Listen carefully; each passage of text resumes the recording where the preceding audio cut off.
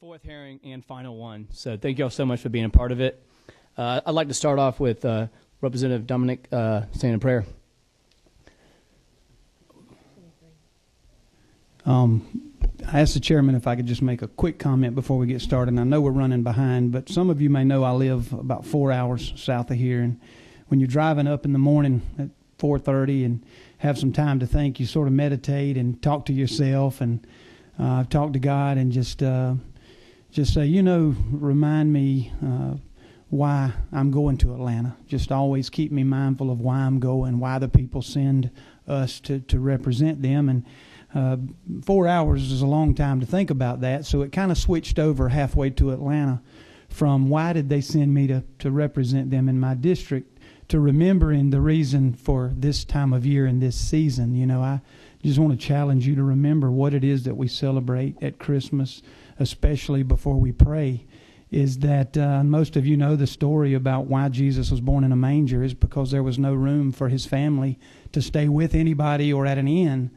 And so they actually gave birth to Jesus in a manger with animals. And the question should be this year, is there room for him in your heart? Or are you just going to leave him in the manger? And so before I pray, that's just a challenge. I mean, you can leave him out in the manger, or you can let him rest in the area of your life that he wants to reside the most. Let's pray. Heavenly Father God, we love you. We thank you for this day. We thank you for the precious gift that you have given us in your Son, Jesus Christ, and what we celebrate this time of year. We spend a lot of time up here talking about the economy and public safety and health care and education and all of the issues that we face. And Lord, we neglect to give it over to the one person that could probably fix it overnight. Help us to remember what this time of year really means, whether you're a believer or not. I would almost bet you that you will celebrate this time of year. I think that is a reflection of the power of who you are, that you can get people to celebrate something they don't even believe in. Lord, thank you for this committee. Thank you for the leadership of Representative Clark and what we're trying to do. Help us to be mindful of why people send us here and what our responsibility is. In Jesus' name I pray. Amen. Amen. Thank you. I'm definitely going off what Dominic just said. Definitely this time of the year and the season, all that. Definitely, I think it goes right along with our study committee. Wanting to help people out, wanting to change people's lives in a compassionate and caring way, and in the right way. So, definitely the right season to be doing this. I would like to first have come up and testify is Brian Lawrence with Deloitte. Thank you for taking time out of y'all's day to come speak. Thank you. Thank you for having me.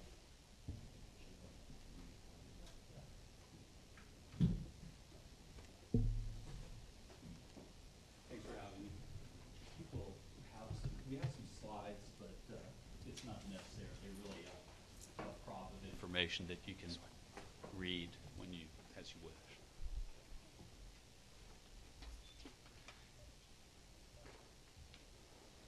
So thank you very much for having me here today. Really appreciate the opportunity to talk about this really important topic.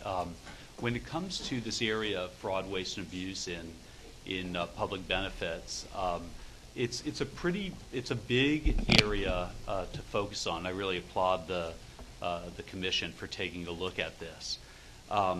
There's a lot of things that are also changing in this environment, right? So if you look at some of the data out there, there's about $2 trillion across the United States in public benefits. Most of it's Medicaid, and the data is pretty dramatic in terms of, you've got $2 trillion. Medicaid is about $540 billion across the United States, and the Institute of Medicine estimates that about 30% of that is lost to fraud, waste, and abuse. So there's really an opportunity to make that area much more effective and efficient, and you can then return that money to the taxpayer, or you can invest in higher quality and greater access to care. So there's a great opportunity for everybody here. The area itself, I suspect it's always been an area that's been prone to fraud, waste, and abuse. And the reason is that you have a beneficiary, and you have a provider, and you have a payer, and the payer is never in the room when the beneficiary and the provider are interacting with each other. And as a result, there is opportunity to scheme, and there is an opportunity for waste. Nobody knows what's really occurring, whether a service is really being rendered, and so on and so forth. And so what we've been looking at in this area historically, and the ways that it's been detected in the past has really been tip lines, audit, and rudimentary analytics on claims. But it's really rudimentary kinds of activities. The data sciences is a real opportunity to take this to a whole nother level. So if you look at the current challenges on that first slide, Lauren, if you look at this first slide, you'll see that there's a lot around prepayment, right? Most of the fraud is detected, or the abuse, or the waste, is detected well after it's occurred. And so it's really important to be able to move to speed up the analysis of a claim so that you can make a determination whether it's a fraudulent or an abusive claim or a wasteful claim before it actually takes place. And that is something that you will see more and more as a capability enabled through technology. The ability to take rules and enable them through software platforms to be able to make those kinds of calculations ahead of time is something that's moving forward. Post-payment. So post-payment is really what they call the pay and chase, right? Which is unfortunately the most significant activity today. It needs to occur, but we need to learn from it. So the analysis that goes into to pay and chase, let's learn what are the indicators, what are the evolving schemes, and can we learn from those activities so that we can stop the fraud before it occurs. So we'll just stop payment. And then in the healthcare area, which again is the largest single number that we're looking at, a lot of states have moved to managed care rather than fee-for-service. And they've used that as a reason not to worry about whether there's fraud, waste, and abuse in the process. And I think that's probably not a good idea, because you really can use analytics into abusive and fraudulent activities to look at how you can renegotiate the capitated rates on some of these plans and really keep them in line with what they're really delivering in terms of value to citizens and beneficiaries that need it. So I think I talked a little bit about the current environment and the size of the deal, so we can probably skip through that in a way. But a couple of use cases, if you will. Yeah, Brian, could you pull the mic a little bit closer? Is that better? Yeah, it's good. Okay. Thank you. I'm going to skip the first one. I'm going to go to the second one just from time's sake. But the second one that says detecting anomalies to identify drug diversion by urgent care centers. So this is a real state. The data is overlaid on the Amazon forest to protect the privacy of the engagement. But essentially, that little red dot that you see there on the map, that's an urgent care. All those dots, those blue dots, are patients. And the bigger the dot, the more patients are going to that urgent care. The distance between some of those big dots and that red dots is over 90 miles. In some cases, it's much more than 90 miles. What would you normally think is the right distance that a normal person would travel to go to an urgent care? Maybe 5-10 miles, right? So just by looking at that data, you can tell that the doctor or that urgent care in that red dot is really a really good Medicaid doctor, or something else is going on. And when we dug into this, we discovered that every prescription coming out of that urgent care is essentially for narcotics. It's questionable whether the patient ever showed up. So you really have, this is an example of a pill mill. $2 million in narcotics that the state has paid for, that just go right out so that they go on the black market and are sold illicitly. Nobody got any benefit. No taxpayer got any benefit, but you did pay to get illegal narcotics on the market. It's not the state of Georgia. The next example below it, identifying upcoding of service under multiple managed care entities. So this is an example. If you look at this graph, you'll see on the left side of the graph, you see a normal distribution of what for psychotherapy services under Medicaid, and you'll see about 25% use the 30-minute code.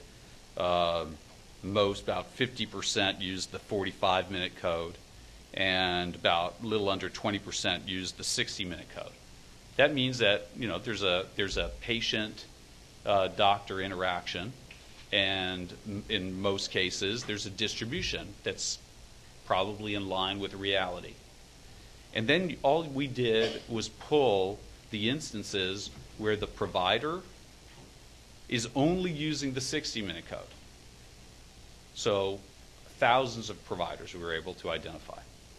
And then we look at that provider, and the fact that they're charging every single encounter as a 60-minute encounter, a majority of them are billing to the government more than 24 hours a day.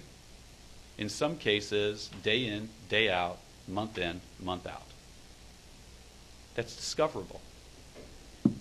The analytic techniques that exist today that are used in just about every state do not institute the kinds of analysis that can create those alerts in real time and really cut that down to size. So these are some. There's a here, if you like, I don't time permitting, I can share also the very first one, which was establishing new indicators for personal care services fraud, which was on page 9. This is an example. It was inpatient or attendant care. That's where they come in and help the Medicaid recipient in their home. In this case, we didn't know what to look for in terms of where fraud could be occurring. So we just looked for what looked weird. And so we looked for anomalous spikes in payments. So we looked at all the Medicaid payments for the entire state, and we just wondered which ones have spikes. Because normally you would think you have a certain number of patients, you have a certain number of people rendering services. Your monthly bill to the state might go up and down, but it's not going to go up dramatically. You're capped to some extent. But some of these attendant care companies did have spikes. So we went out and we checked third-party data. And we decided to look at the company that had the most aberrant number of spikes. And so we looked at the company, and we found in public data that that company had 11 tax liens against the company. We looked at the spikes in that year. Guess how many spikes in bills they had to the government? 11. They're completely correlated. In other words, every time that they had to pay a tax lien, their bill to the government went up. Government had no way of knowing. There was no obvious way to detect that. You may want to, if you have a company providing public benefits that bills you on a regular basis, and they have tax liens against them, maybe you want to see if they have spikes in billings when they have tax liens. That's one of 1,000 schemes you could look for.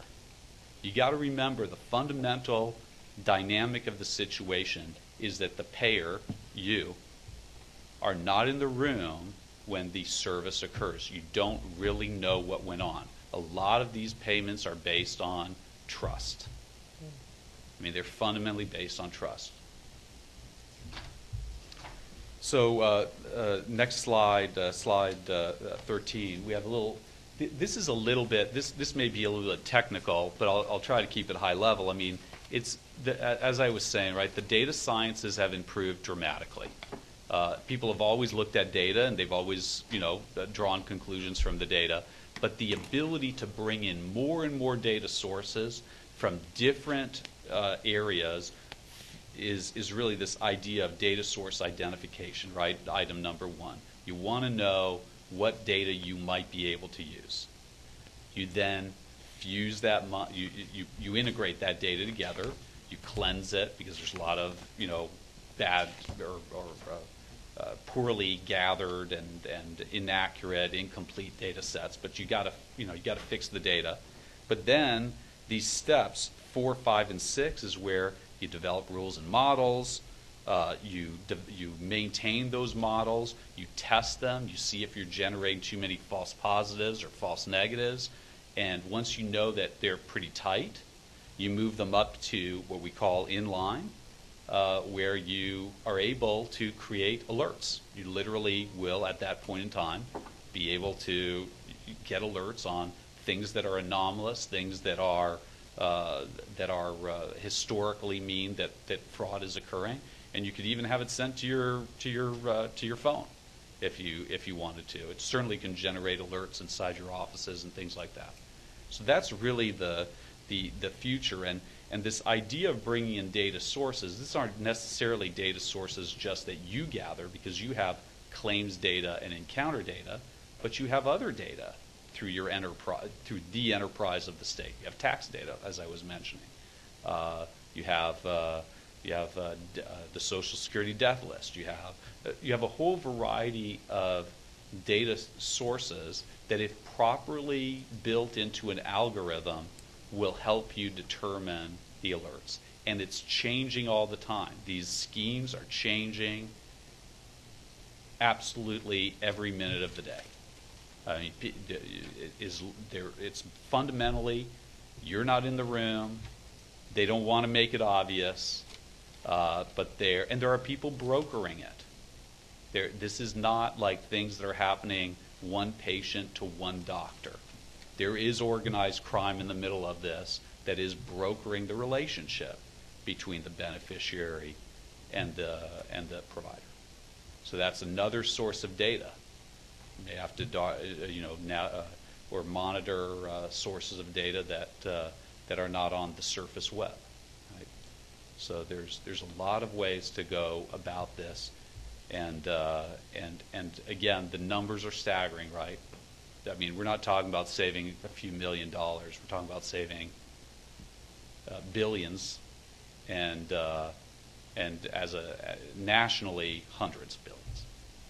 It's that dramatic an opportunity. So a few lessons learned, right? To really keep an eye on the managed care. Even when you move to managed care, that's not a reason not to monitor this. This is an opportunity to make sure that the service is high quality, and that you're paying, and that the managed care organization has a robust activities to detect fraud, waste, and abuse. And if they don't, renegotiate the capitated rate on behalf of the state. And from a prepayment analytics standpoint, to go from continuous monitoring, rigorous evaluation of new prepayment rules and models, and making sure that it's a learning model. You'll see in this slide, it's a figure 8, because you develop the models, you test the models, you do real-time screening, you do case management. The case management yields results or yields false positives, right? False positives is the enemy of every, health human service department, because you spend a lot of time chasing down things that don't yield anything. You got to work the false positives out of the process and get back to the advanced analytics. So the takeaways are that one size does not fit all. There's a lot of different approaches. There's a lot of different data sources. There's my colleagues use a word that I hadn't heard so much in the past. I always thought there were two types of reasoning: deductive reasoning and inductive reasoning. I think that this is abductive reasoning, which is that you got to be creative. You got to think in reverse.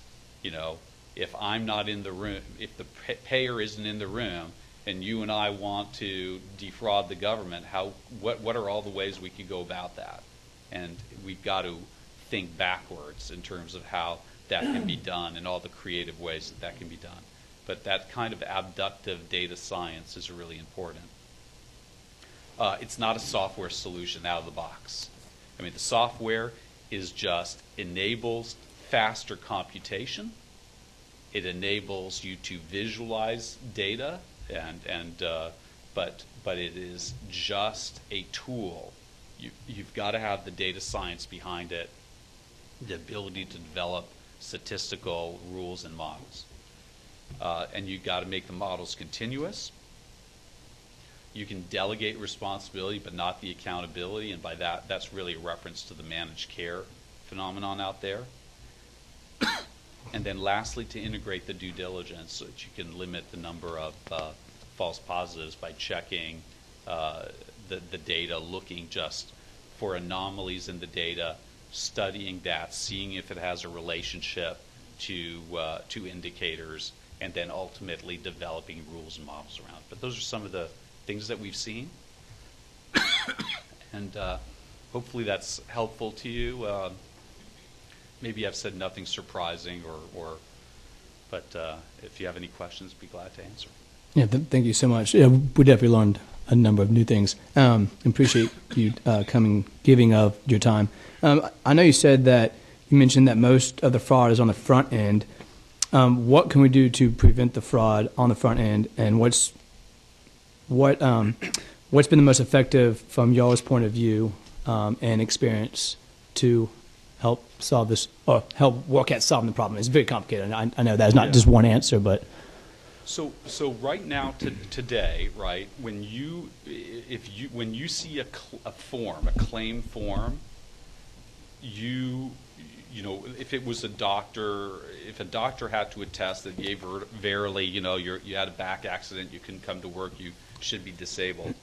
If the doctor is legit and the person claiming it is legit, you have no way of knowing today, right, that if the doctor, that form is the source of truth. You can check whether the doctor is real, you can check whether the person is real, you can check whether the ailment matches the conclusion, but you don't know that the person is really injured. They could very well be out skiing in Colorado that very afternoon.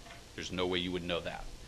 So the question is, how do you bring in data that will tell you whether that person really is injured? How do you detect doctors that have a pattern that might indicate that maybe they're an attestation mill? You know, they just generate them, right? There could be patterns in data that are there that might show that kind of indication. So you have to go out there and do what we call exploratory analytics and just look at the data. Just look at where the anomalies are. Look at patterns that don't look right, that look abusive, like a doctor that's billing 24 hours a day. You know, I guess at 23 hours a day, it could be legit. At 24 and a half hours a day, it can no longer be legitimate, right? But at what point would you want to dig in more, right? Is it 10 hours a day, 12 hours? What's too much, right? Once you have that information, and once you determine that that indicator can be run against the data, the claim in real time, you can choose to hold off payment until you validated. It looks odd, it feels odd, it meets every criteria of being odd. We're stopping and going to investigate. It could be 24 hours plus a day, in which case you just stop. It's conclusive, it's black and white, there's no reason to, you know that the person should stop. Or you pay. But you want to get that into what they call continuous monitoring. And that means building a system. You have most of the data. The most important data is your claims data and your encounter data, which presumably in the state of Georgia sits in the MMIS system. So you have an MMIS system. You have the core data that matters. You want to mine it. And then you want to bring in some third-party data to validate it, move it into production. It's a technical process, but there is a way to do it. Awesome, thank you. I think I have a question from Representative Ballinger. Hi, I noticed in the handout that Deloitte is already in the integrated eligibility and state-based exchange, also facilitating in Georgia the state health, child support enforcement, integrated eligibility, and workforce development. Can you speak specifically to what you've talked globally on analytics and that sort of thing. What exactly are we doing here in Georgia? Can you speak specifically to Deloitte and what they're doing here? I am not involved in any of those programs. My specialty is really in fraud, waste, and abuse detection. Those projects do not have or have a very small fraud. In other words, for integrated eligibility, the fraud angle is just eligibility determination. It's not any of those other angles, but I'm not involved in those projects. But Lauren is. I'll join my colleague. Okay, sure. I'm Lauren Rosenbaum. I'm actually the account lead here for Deloitte, so I didn't want this to go unanswered. So so we are fortunate enough to be helping implement the overarching eligibility system here in the state. And that's across 5 different departments, DCH and DHS, DPH and DCAL. And the system does have built in some fraud detection scenarios, I would say. And there is a software package that's connected called Pondera that was chosen by DCH. And it is definitely, it raises the profile and the ability for you all to have a chance to detect whether or not there are fraudulent activities going on. Does it go to the nth degree like Brian was describing? Maybe not. But that's an opportunity to discuss.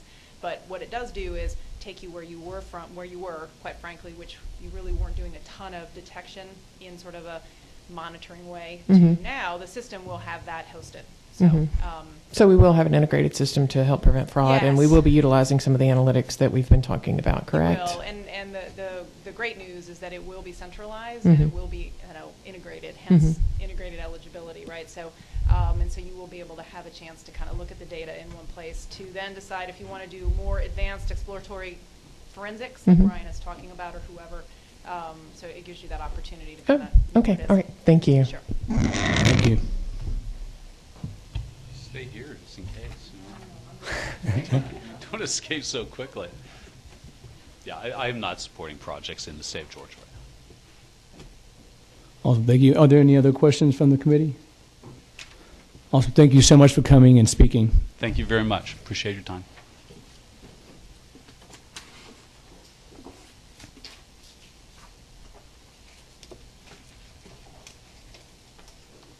All right, second up I have Quan Green. She's going to be speaking, and it's not going to be exactly on welfare or fraud, but it's more about the dream that I know that our committee has for what we want the future to be, is where people are going from welfare to success, from past family history, whatever, and they chase the American dream. That is what we want. That's what the whole committee is here for, is not to go take heads off and all that. That's not what it's about. It's about caring, being compassionate, and caring about the future of America and the American dream, and that is what it should be about. So love to have Quan Green come up.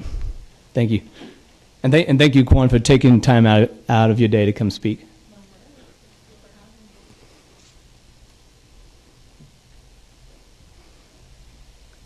Good morning. Good morning. Thank you again for having me. I like to start with gratitude. I'm very honored to be here, so thank you, David, for the invitation, and thank you to the members of the committee for allowing me to be here. As David alluded to, I was a welfare recipient. I am a part of a family of people who have depended on welfare for a number of generations, and unfortunately, some of them are still on welfare today. But the journey for me began when I was hired by a woman who owned a group home for foster care children. And she was awarded a certain amount of funds to be able to hire people through a welfare to work program. And through the program, she was able to hire people who had or were on food stamps, Medicaid, and such. And so I was eligible for the program, and it was really a great opportunity for her to get the labor she needed for her business, and also for me to begin to work my way out of the system. And so I did that, and I made about $30,000 annually through this program and through the Women with the Group Home. And that, coupled with my husband's salary, allowed me to be able to get off of government assistance and to begin to support myself. And so that was nearly 10 years ago. Fast forward to today, I own my own successful consulting company, and my husband and I have made very smart choices with our finances. We've made very wise investments and are connected with people who taught us how to obtain wealth. And so in the first quarter of 2016, we will make our first $1 million. And we're excited about that, obviously. We will be first generation millionaires. I'm 31, my husband is 32. And we're really an example to our friends and family who are still on welfare. And we're an inspiration to them that they can do it. And we try to live a big life in order to inspire and empower people. And so this holiday season, we're taking 66 members of our friends and family to the cabins in Tennessee. We're inviting them on an all-expense-paid vacation. We're flying in our favorite chefs from Wolfgang Puck's restaurant in LA. And we're buying Christmas gifts for not only the children, but for the adults as well. And so that's our grand gesture of, hey, we've made it, and you can do it too. And I also have a blog, it's called From Ghetto to Fabulous, where I teach about ways you can overcome poverty and how to get out of that poor, impoverished mindset that a lot of people, unfortunately, that are on welfare have. And so I use my blog to empower and inspire people, and I come out and speak, and hopefully this story is an inspiration to you all and lets you all know that people on the welfare, they're not lost cases, and that they can make it, and especially the ones that are driven and ambitious. And I'd like to see more empowerment programs. I'd like to see more programs like that Welfare to Work program. It obviously wasn't the greatest factor in my success, and my success isn't attributed to just that welfare program alone or even the Women with the Group Home, but it did help. It gave me a hand up, when I needed it the most, and I find that that's what most people need, is a hand up. And so hopefully we can, stop the handouts. I don't know how you're going to do that, but I feel confident that you will find a way. But really all they need is a hand up, and I'm glad to be here. If you all have any questions, please ask. Any questions? You sort of alluded to this, and I'm not sure how to word the question, but I see you sitting there, and I see a spirit inside of a person that does not look at all like the spirit or the enthusiasm that lives within a lot of young women, young men who inspire or who aspire to be independent and achieve a level of financial success and be able to do all these things. What is it, maybe, you said it wasn't necessarily the woman in the group home, it wasn't necessarily the welfare to work. What would you attribute the most credit to for how you've been able to achieve this life that you live? And I think most of the committee would agree that we completely understand, or I do, that as we tighten down either the eligibility or the programs that we offer, we have a responsibility to offering more of the proactive opportunities like welfare to work and group home investments. But what do you attribute this success to then, if not the lady in the welfare to work? I am extremely blessed. I am a Christian. I believe in God. I believe in Jesus. Amen. I believe that poverty was not my lot in life. I believe that I was chosen out of my family to become successful and to do everything that I had in my power to make a way for generations that came after me. Also, I had a great number of people in my life that educated me, who kind of took me under their wing, people who are wealthy, and they taught me things. And I latched on to that, and I liked it. I like being rich. I like, it's because I know that with it comes so much. It really empowers me to do so much for other people, and I like giving. So, I had family members that were like, you're inviting us to the cabins, like, for Christmas, all of us, and you're paying our way? That's crazy. But I don't see it as that. Well, So, and I believe that that's why I have attained so much. I mean, and not to toot my own horn, but I feel that money is attracted to me, and it's a good problem to have. But for a reason, it's because I'm such a giver, So, and I believe that when you have that giving spirit, a giving heart, that you can go far, and you will have great opportunities if you're not a selfish person. So. Well, just a little follow-up to that, and I appreciate you coming and speaking to the committee. And it's important that we hear your story. But let me tell you who needs to hear your story. Please do. Are the ones in these communities that you started off talking about, trying to change the mindset of those who think that that's just the way it is, and they can't break out of that, can't get out of that rut of living in dependency and a handout rather than a hand up. And if there's a way that we or I can help you share that story with so many people that need to hear it, media is not telling your story. And thank you so much for coming. Thank you. Thank you so much for that. Thank you so much, Quan. Thank you, David. Definitely, that is so motivating. I think definitely me, and it's been a huge blessing getting to know Quan and her husband, and I actually met them through Erica, actually. So I've been blessed to have a great friend in Erica, and then meet this great couple. And it's just so inspiring, because that is what it should be. I mean, life should be optimistic, and living life passionately. We always are going to hit that wall sometimes, and that's why you need that hand up, but not that hand out. And that's why, definitely going through this committee hearing is becoming more and more of a passion. I know for me, and I know this entire committee, I think more than we realized, just how much we can help people if we do it in the right way, starting with compassion, starting with love. And it's definitely very complicated, and I know even this fourth committee hearing, final one, I know all of us are kind of like, whoa, I didn't know that there was this much about it and how complicated it is. There is no one answer. There's many answers, many solutions, and it's what is best for our state, because every single state's a little bit different, because it's a little different, economically with business and all that. And anyways, thank you so much, Quan. It meant a lot for you to come speak. Do you mind Yeah. Thanks again. Have a Merry Christmas.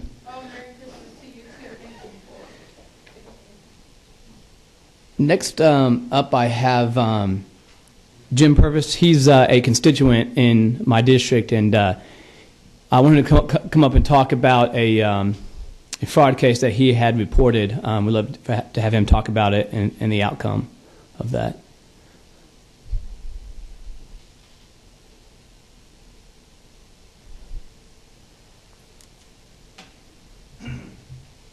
Thank you for having me here. Thank you for coming. First time I've ever spoke before a committee. Kind of going back to the very beginning, what I'm talking about is food stamp fraud. I was helping one of my best friends investigate this disability case on this person. And we got all our data together. We got his bank statements, where he had applied for it, and this goes back over 5 years. The food stamps. This particular person is a Georgia graduate. He's never worked since he graduated. And I had a problem. It wasn't so much that he was getting the food stamps which if you apply and you're qualified for whatever, you should get it. It was that he lied on the application. And I have all this in writing. I have all my data. Like I said, I have his bank statements. And I kind of asked myself, what should I do? Should I report him, or should I just say, hey, forget it? You know, people do this every day. So he and I decided that we would turn him in, and no matter what happened to us, you know, whether he threatened us or whatever. And as far as I know, he doesn't really know that we have turned him in, but he has been turned in for disability fraud, for this food stamp fraud. He committed a little bit of Medicare fraud, but that's one of those questionable things that I didn't get into. But what really, really shocks you is when you do these applications is they ask you for your bank statements. And the one he produced only had $1.77 in it, something like that, which I have. And I see this check for $69,000 that was put in his account over 5 years ago. Along comes another check from the disability people for back disability for about $29,000. He has all this in his account. At the present time, I'm going to jump forward a little bit. Last month he was indicted for assault and battery. I was in the courtroom. He had a friend walk in with a $20,000 cashier check. So I'm sitting there saying, where does he get all this money from? And how can he have food stamps? Because he's really quite capable of working, even though he does have disability legally. So that's kind of why I come here. David asked me, and I said, back in this past April when I turned him in, I contacted a senator here in my district, Senator Utterman, I think is how you pronounce her name.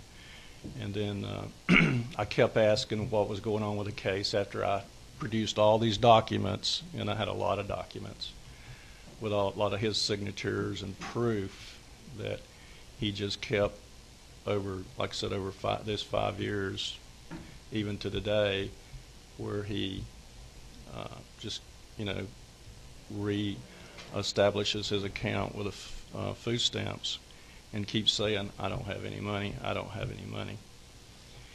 And he takes care of a person, and on the application, this is what really got me. This is what kind of set me off. He says, I don't have enough money to help take care of this person. And I was like, that's a big lie. I mean, you got $100,000 probably. So what I know is when I turned it over, I just kept, asking the last few months and what's going on. And they said, it's still being investigated. I don't know how they investigate. I don't know the background. Since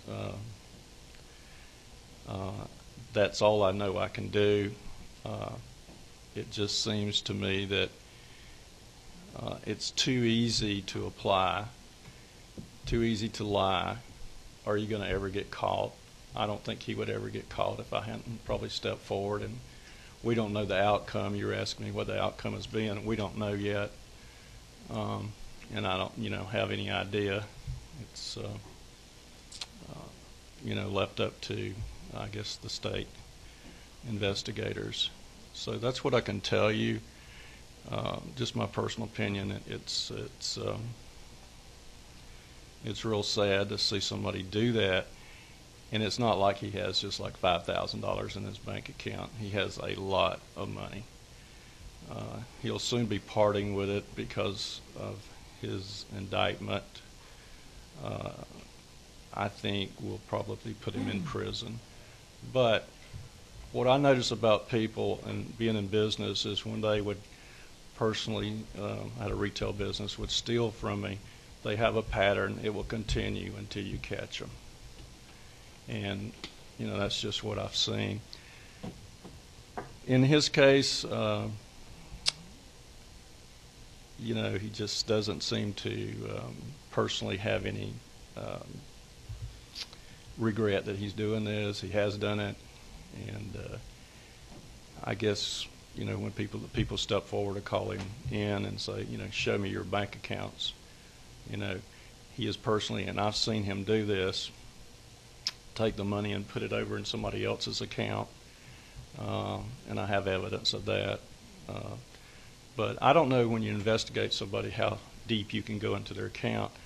But I've been audited by the IRS, and I know what they can do to you, okay, how far they can go into your accounts when they're looking for something. And you need somebody like that to come after you, to make you produce these documents. And, you know, I don't know, you know, what they'll do to him when they finally, like I said, get to the end. And that's not up to me, so.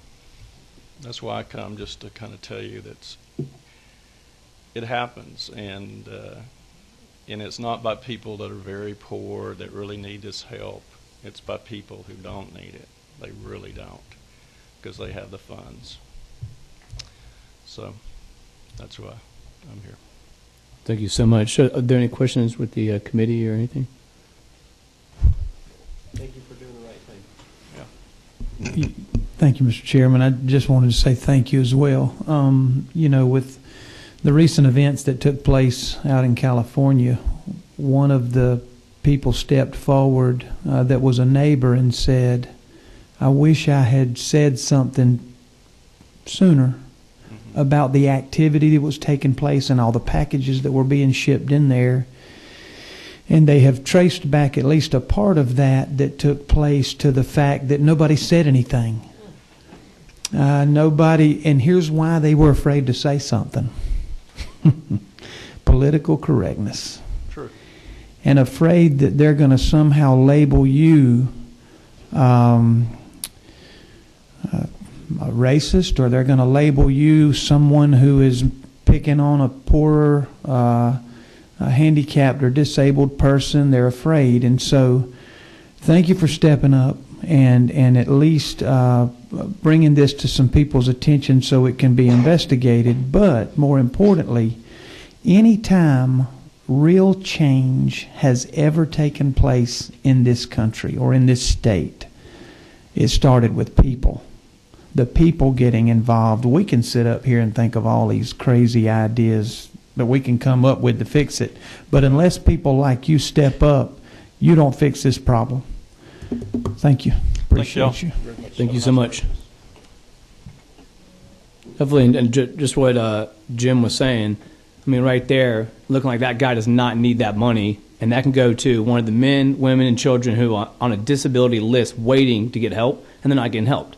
I mean, that should fire us up. I mean, I know with Jim sitting there talking, I mean, I'm boiling inside, really, for the people who need it. And it's not just, and I'm all about saving money and all that, you know, but the biggest thing is people who need it. So until there's not one more person who truly needs the help, then that should burn inside of us if we truly care and love people and we want to help out the truly needy, you know. So definitely motivates me to even work harder with the time I have to help out, you know, and see what type of solutions. And again, it's very complicated, so it's not easy. And I know that, so there's no one easy answer. It's all of us as one big team coming together with a passion for others and for our future in our country. Up next, I have Clint Furman from Maximus coming up to testify. Thanks for taking time out of your day. Absolutely. Thank you very much for having me. The extra 15 minutes y'all spent, which All right. Thank you very much for the opportunity to speak to the committee. For those of you who don't know Maximus, we're not lawyers, not everyone knows us. We thank you very much. We are doing business here in the state of Georgia, so we work with Georgia Families and Georgia Peach Care on the eligibility side as well as on the enrollment side, helping people to become enrolled into the managed care plans in Georgia families, partner with Deloitte and HP on those projects. So we've got a presence here in Georgia already. I want to talk to you today about, as I pull up my presentation here. Come on. Well, I may just be talking. There we go. I want to talk to y'all today about eligibility and fraud in those areas. So Brian from Deloitte talked to you a little bit about, you know, claims and the analytics that happen on the back end. Do you have any idea where here we go. Thank you very much. But I'd like to talk to you about what happens on the front end. Let's get this up here for you. The best way, Brian talked a little bit about pay and chase. And that means, you know, paying the dollars out and then trying to go back later and investigate that and figure out where the fraud was. The best way to eliminate pay and chase is to start at the very front end with the people that you're letting into the program. How do you ensure, as you just said, Mr. Chairman, how do you ensure that the right dollars are going to the right people? There are people that absolutely need help. There's lots of those folks, but we're wasting a lot of money on folks that don't need it, that don't deserve it, that are there fraudulently, or frankly, and this kind of goes against, you know, conventional wisdom sometimes, waste. Sometimes it's not about people trying to defraud the system. Our systems and our processes are broken, and so we're wasting a lot of dollars, and we'll talk about that here in a minute. There's a few key themes I want to impart to you today and have us talk about if we can. And takeaways, the first, I just mentioned eliminating pay and chase begins at the very front. Who are you letting into the program? The second is that in order to enhance your eligibility services, it's not any one thing. As the gentleman from Deloitte mentioned, it's not just a piece of software. It's not just more staff. It's not just a data source that you can go out and get. You have to combine those things together into the right set of processes and the right business flow to get it there. And then I just mentioned waste, abuse, and fraud must be addressed with the appropriate tools at the appropriate place in the process. And I flipped those a little bit intentionally. We talk about fraud, waste, and abuse all the time. I've worked in Florida's Agency for Healthcare Administration. I've worked with legislature. I've worked now on the corporate side and do work all over the country. What we see is that waste is by and large the bigger issue. Fraud is something we all want to tackle. We want to make sure we're getting after it and getting rid of it. But we sometimes do that at the expense of not thinking about how we're wasting dollars, and there's a lot of money that goes out the door to that. The best way to say this is that tackling fraud and abuse and waste in Medicaid and in your human services systems is not a job for a machete. It's not walking through the jungle hacking down trees. It's a job for a scalpel. And that's true for a variety of reasons. So you've got federal mandates, and whether you agree with the policies that are passed down from the feds or not, they're there, and we abide by them. So the rules that govern SNAP programs, like the gentleman was just talking about, our food stamps, Medicaid, it says, for example, that, you know, in order to be eligible for Medicaid in the traditional MAGI population, the modified adjusted gross income population, which is the majority of Medicaid, it's all based on the modified adjusted gross income that you reported to the IRS last year. If you think about this from a business process standpoint and your eligibility systems that Deloitte is now building out, they tap into that data and say, well, this person says to the IRS that their income was X. This is what we have to go on. And in order to get through the initial application process quickly and not bog it down, you've got to look at what was attested to by the state. So or by the person to the IRS. So there's two different things to talk about here. One is, how do you make your eligibility systems at the front end as robust and effective as they can possibly be?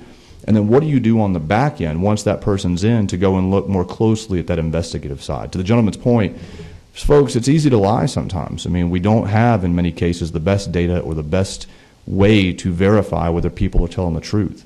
And you want to get the folks into the system that need help and that are there legitimately without bogging that down. But you want to make sure at the back end that you're going back and double checking to make sure, hey, is there more here that we need to look at? In the future, the use of risk scores and enhanced review services from the back end is, I think, where we're headed. How do we take the entire population and look at things like, you know, risk factors? So, for example, you'll have folks all the time that'll say, well, my neighbor is on Medicaid or they're receiving food stamps, but they drive a Mercedes and we live in, say, Buckhead. Something's not right here. Well, if the person who looked at that case from an eligibility standpoint is looking at the data that was reported, that's all they can go off of, right? And so you've got to be able to go back and look and say, well, yes, based on what you reported to the IRS, you're eligible, but we know there's some things here that we ought to be looking at more closely. And that's where we're headed to in the future.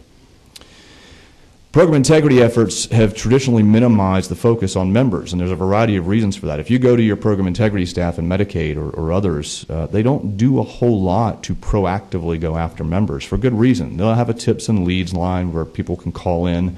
There's some data that comes around, but there are risks to this. So, there's a low return on invested time. So if you think about it, trying to kick off one by one people off Medicaid, there's not a whole lot of value to each of those cases. It makes everybody feel better, and it's good. But if you have a limited set of resources in your investigative staff, where are you going to go? You're going to go after the doctors, the durable medical equipment companies, the home health agencies that are conducting millions of dollars in fraud at one time because the return on investment for your resources is just higher there. Secondly, there's political risk. I mean, you see companies will come in and say, well, we've got all this data and we'll show you all these people that shouldn't be on Medicaid. But then once you weed through that, you go in and you can't kick people off en masse because ultimately there are false positives and now you've kicked out people that didn't have a problem, and you got to go back and try and fix that. So there's political risk, there's resource issues, and that's why you haven't seen a lot of focus. But the weaknesses in our eligibility systems enable a lot of this. Again, getting to the right data. How do you determine if someone's income is exactly what they've reported on that form? There aren't great data sources for that. How do you ensure that their assets are what they said? No, I don't own any property. I need to go into a Medicaid nursing home. How do you know if that's the case or if they've maybe transferred properties over to friends or neighbors or relatives, that sort of thing? And this swinging policy pendulum between access and integrity. We saw this in Florida where I worked in our Healthy Kids program.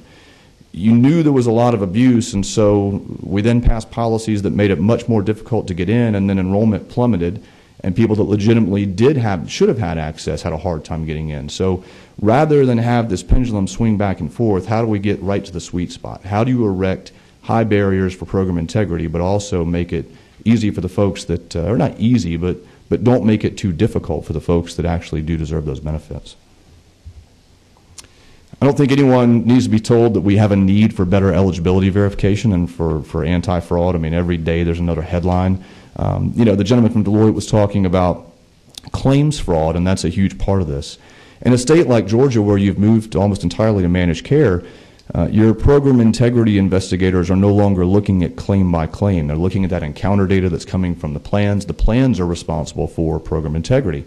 And so the question becomes, if the Medicaid agency and the state don't have that visibility anymore, well, what can you do? And moving this back upstream becomes more important. We've seen just this summer, the GAO released its results of yet another study that showed that folks coming through the federal exchange are getting through when they shouldn't.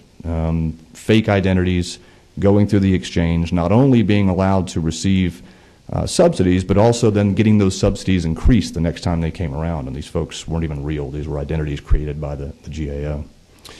So what's the solution? How do we tackle this? This is what I'm here to tell you about.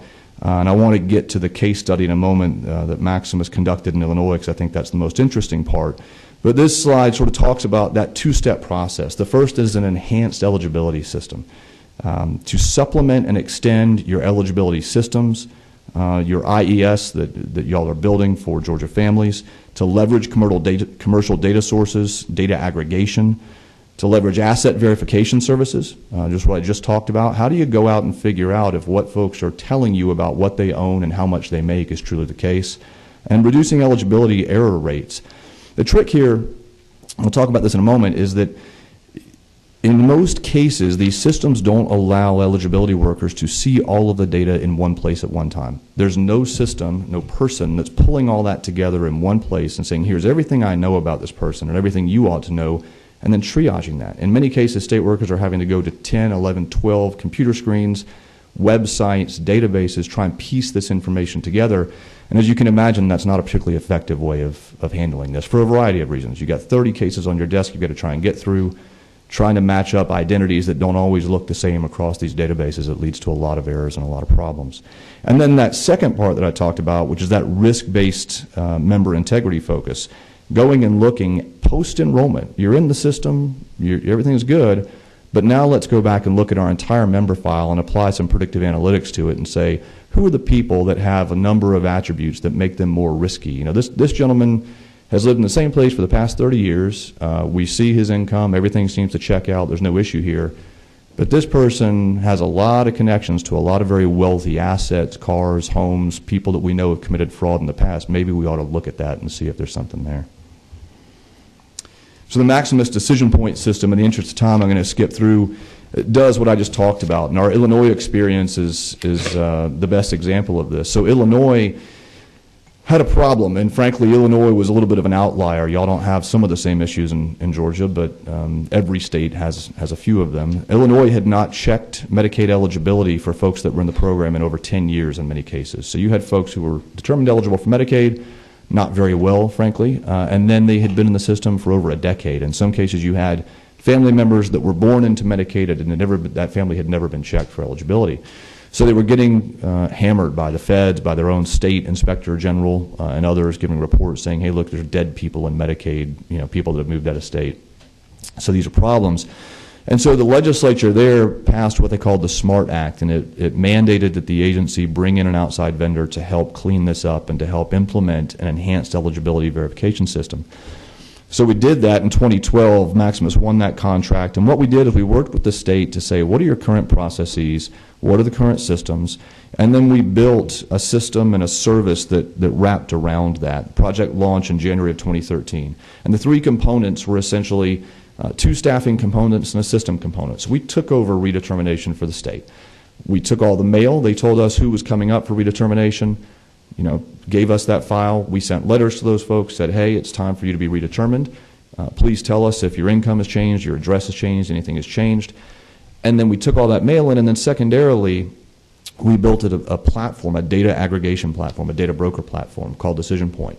And we went out and we took the data sources from the state that they were using, their state labor and income, vital statistics, also national databases, and then we brought in a commercial data source. And we brought all that together and put it into one system and said, what do we know about these folks, and can we identify issues they're not telling us about? And then we used our people to look in that system and make a recommendation to, computer's not plugged in, to make a recommendation to the state about whether they should be eligible or not. Nope, we don't see any problems, everything's good. It looks like this is a yellow light, there ought to be some investigation here, or it's a red, this person's dead, they've not lived in Illinois for years, et cetera, et cetera. So that program was very successful.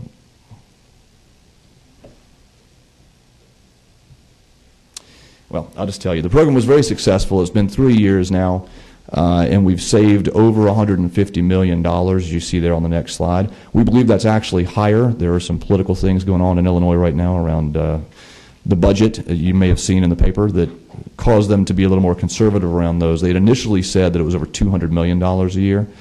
And the majority of that, I want to make it very clear, the majority of that was because Illinois had been doing such a poor job, right? So there was an initial set of savings because they just hadn't been doing anything in a long time. But ultimately, the idea that you want to bring together all of those data sources in the right place, give all that information to a caseworker and be able to allow them to see it in one place is very important. So if you go on, and I'm going to have to go on memory now from what the slide deck looks like, but if you go down, you'll see that there's a slide regarding the value of commercial data sources, and I think this is really important. As you pull all these things together, one of the biggest challenges in eligibility determination and making sure that you have integrity in that is what sources of data are you using? If someone tells you that their income is a certain thing, how do I know if that's the case or not? And so being able to go out to not just state income, not just the IRS, but to a multitude of different sources, both government databases and commercial. The challenge with government databases is, you know, when you change addresses or when you get a new job, who's the first person you tell? It's not the government, it's Verizon, it's your cable company, it's your phone company. You want to make sure you continue to get services at those places. And so government doesn't always have the best and most accurate information. There are sources of data out there that do. So how do you pull those together and make them available? And the other thing is using the data in the right way. I mentioned earlier about front end and back end. There are pieces of data that you can use for an investigation that you can't use in an eligibility determination. The Fair Credit Reporting Act governs some of those things. So as you go, and we do partner with these data companies, then you have to be able to take that data and use it in the correct way within the correct process. It doesn't mean that there's not value to it. It just means you can't necessarily use it at the front end. And you'll see vendors come through and say, oh, well, we want to take this file and we're going to build a predictive analytic for eligibility. Well, if you know the systems, if you know the processes, you know that a predictive analytic for eligibility doesn't make a lot of sense because it's a binary decision. You either have a MAGI of a certain amount or you don't. Where you can use predictive analytics are on that back end, as was talked about earlier.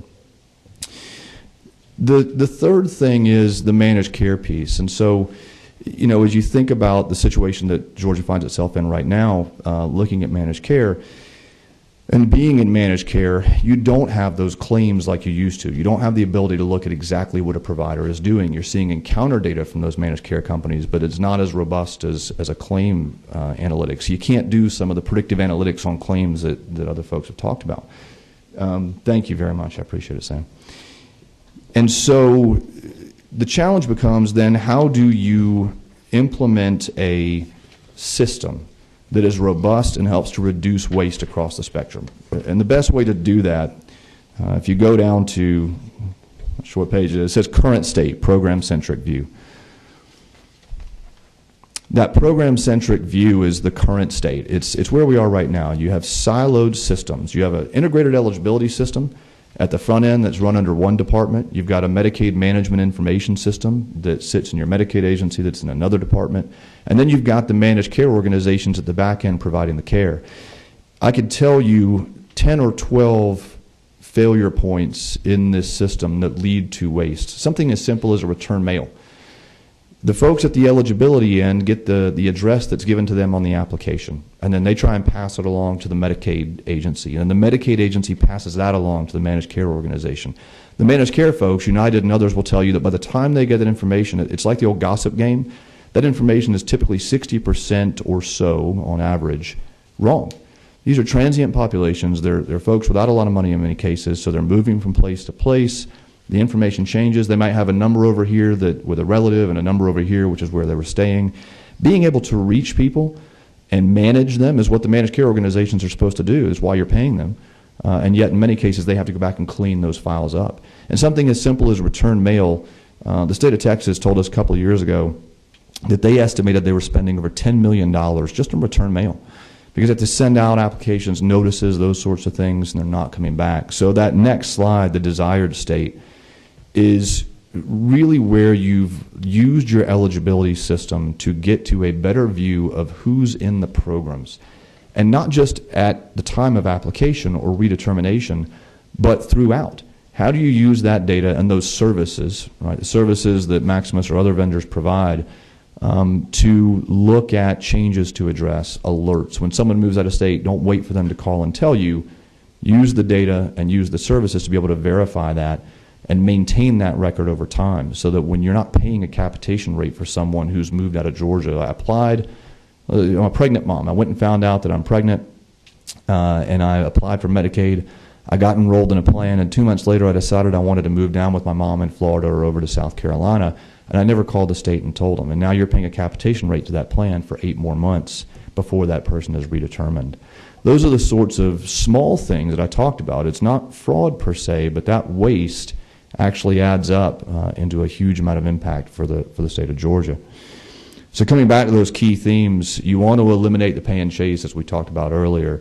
The best way to start with that is by enhancing your eligibility systems, using a combination of services from skilled people that know these programs, data and technology, and then also using the tools at your disposal to look from a reactive standpoint, a post standpoint for that type of fraud. Thank you all very much. Any questions?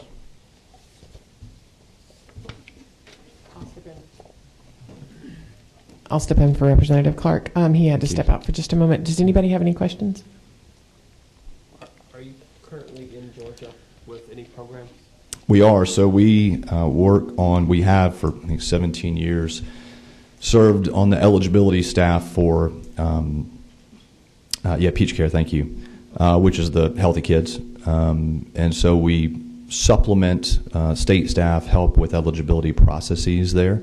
We don't, run the integrated eligibility systems or those sorts of things. We have staff there.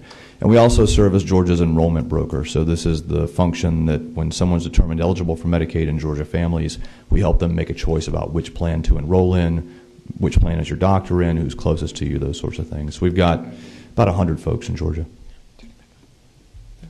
One more, if I may, and this may be reaching, and you may not know the answer. Is there a return on investment you can calculate over the states that y'all have do exhaustive fraud work in?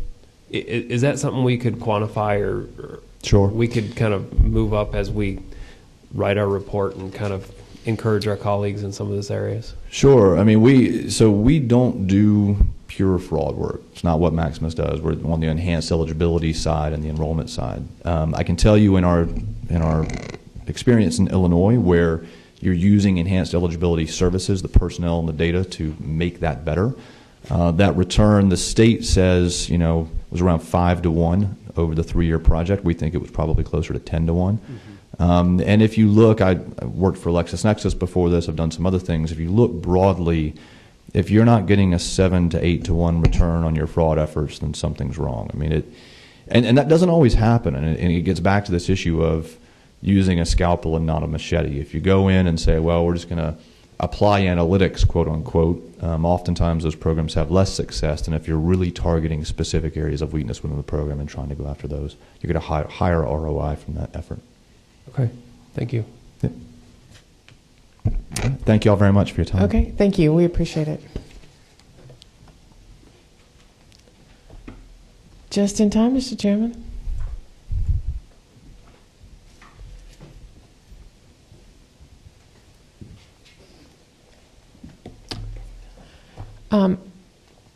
I would like to ask, we have the welfare fraud special prosecutor, Kenneth, is with us. Would you mind to come, could you speak to the prosecution of, we heard the description of the guy that had been receiving basically welfare for 5 years and was not, if there was fraud there, can you kind of walk us through the investigation and the prosecution of that gentleman?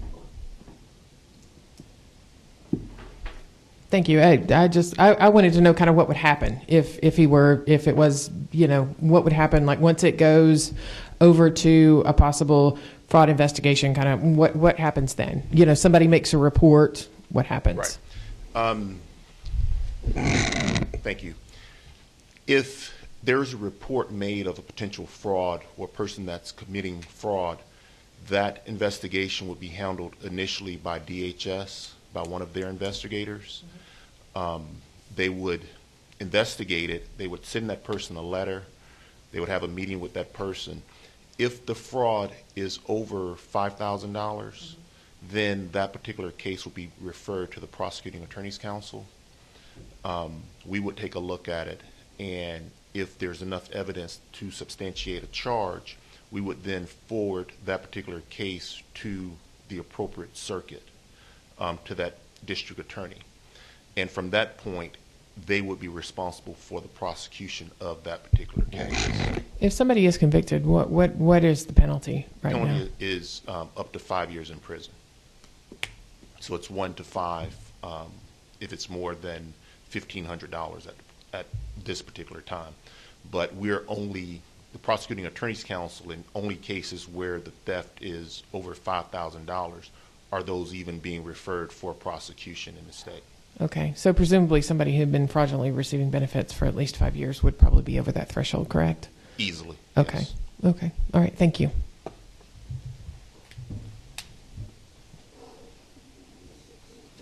Well, just want to say thank you so much for being a part of all the committee hearings that we have had. And it's meant a lot. And definitely, I think, as I said before, we've all asked for the positions that we are in, the leadership positions, and we should be wanting to go the extra mile to help the truly needy. And we'll be knocking out our report as fast as we can and putting that out there. And definitely, I think going forward, we definitely know that there's not just one solution. So we're definitely going to look at all that we have gathered, all the information, and look at what's the best for Georgia and the best to care about the people, to help the people who are truly needy, and at the same time save money. But definitely, number one for me, I know for the entire committee, is to help the truly needy, to help those people who are disabled, the men, women, children, the men who are on the list, and the women and the kids who are needing help. Let's help them out.